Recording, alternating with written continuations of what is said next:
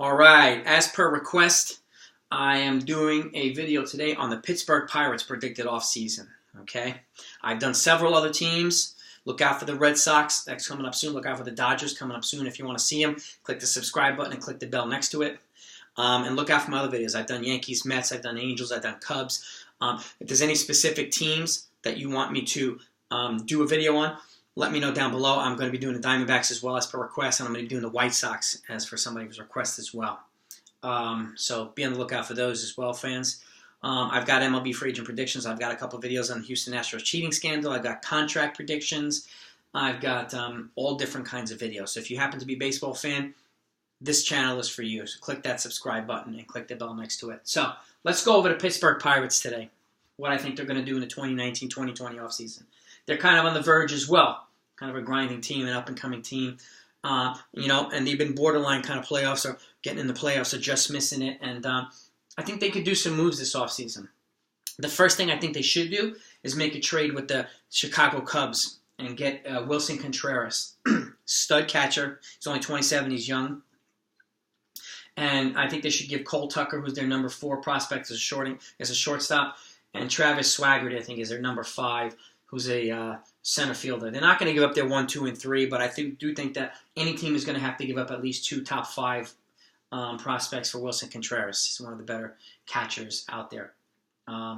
Or, if they don't make a trade, I think they should sign either Travis d'Arnaud, who's really come into his own recently in the last couple of years, who was catching with Tampa Bay, or Martin Maldonado, another veteran catcher. Either one of these, you can't really go wrong with either one. But I do think they need an upgraded catcher to help stabilize that rotation. And the number 1 choice is Wilson Contreras, but they wouldn't go wrong with either one of these catchers. But I do think they need to make a solid move for a catcher. I also think they need to both. I think they need to sign Rick Porcello. He's a good veteran. He's got championship pedigree from the Boston Red Sox, playoff experience, and I think he would do well transitioning from the American to the National League. I think he'd fit right into the Pittsburgh rotation and do a good job there and give them a nice veteran presence. As well as Julio Teheran, young pitcher. He's with the Braves, only 29 years old, but I think he's got some talent, and I think he would do well not only being combined with Rick Porcello as well as the other starters, Tylon, and some of the other guys in Pittsburgh, but adding two guys to that rotation, I think would be better than adding 1 guy.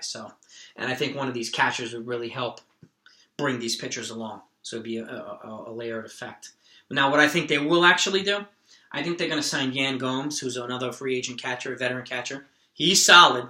He's not Contreras, but not many people are, but he's still solid. I actually think they're going to bring in an ex-Yankee, Michael Pineda. They seem to do a really good job of bringing in ex-Yankees and turning them into really solid pitchers.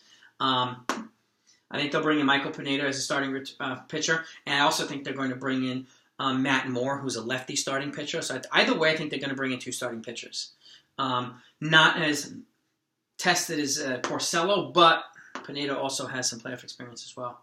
And I also think they're going to bring in David Phelps, who's a veteran reliever, to complement those starters and have, with a catcher. So the whole focus, I think, in the offseason, to me, is going to be focusing on pitching, starting rotation, and bullpen, and the catcher.